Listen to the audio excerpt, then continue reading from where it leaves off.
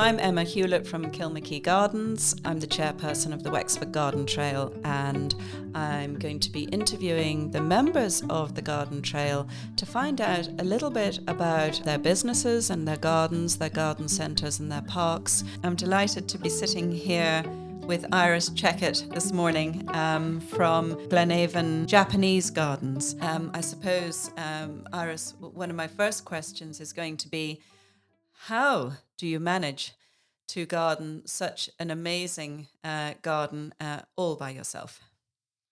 I'm just very lucky that I have plenty of energy, and I had to work quite hard all my life. So I don't find it well. Some days I find it a problem, but on average I work all day. Yeah.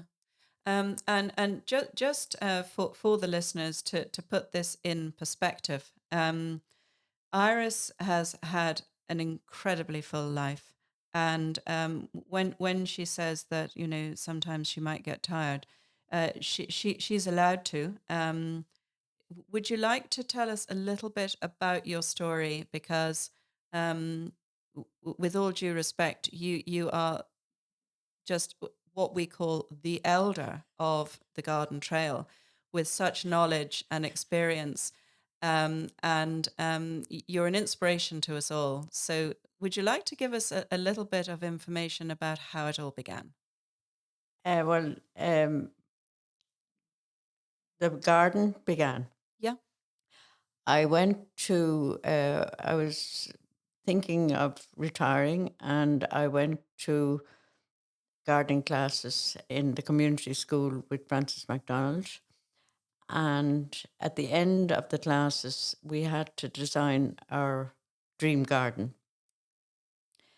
So I designed my garden, and Francis tweaked it. And I came home and I said to my husband, I'm going to build a Japanese garden. And he said, I always knew you were cracked. But the next morning he came down and he said, these are the gates that you want. So I started thinking about the garden. I wanted the 4 seasons of the year and the 4 elements. I did have an acre of land. Well, I had an acre of a traditional garden, but I had an acre of land that the sheep was on. So I started and I got contractors. Quite difficult to get contractors to build a garden. But they started it. But then my husband got quite ill. So I had to get them to stop it for a while. And then, after a while, they came back and they carried on. And that's how we started. And how long ago was that? Uh, was it, 23 years ago. And in the 23 years, I mean, you have created and developed just such a gem. Tell us about the theme, the Japanese theme. I tried to create the 4 seasons of the year and the 4 elements. And I have spring, summer, autumn, winter. And the only thing I could think of was a tree in red pots. Um, and a Liquidambar walk then at the side, and but it yeah, So, and so it's very nice at the moment with all the acers and everything, and it's in bloom. yes, yes. This is the Um, nicest part of the year. and you open the garden to the public on certain days. Friday and Sunday, 2 to 5, and then groups that are booked Yeah, by appointment. by Yeah, appointment. yeah. Um, Tell us a little bit about the structures that you have built in the garden, some of which have become quite famous with regards to the image that goes out of your garden. So you have the Japanese The tea tea house. house, Mm-hmm, yeah, mm-hmm. but that was built by a man from Enniscorthy. He used to work in Coventry Cathedral, and he built all the bridges and everything, and the places to sit, and it's good. The Japanese tea house, it is very authentic, Mm-hmm, yes. mm-hmm. And then I have a lot of ornaments and things picked up over the years in different places, And have you been and to presents Japan? people give you. I've been to Japan with Francis on a garden tour. Oh, Uh, fantastic. And that must have given you such inspiration. Yes, but there's 4 men up clipping a tree. Or maybe 6 men clipping a tree. They clip all the trees and everything, to such a degree, Yes, yes. shaping them and what have you. Yeah, yeah. And was that long ago, Iris? That's about 4 years ago. Mm-hmm.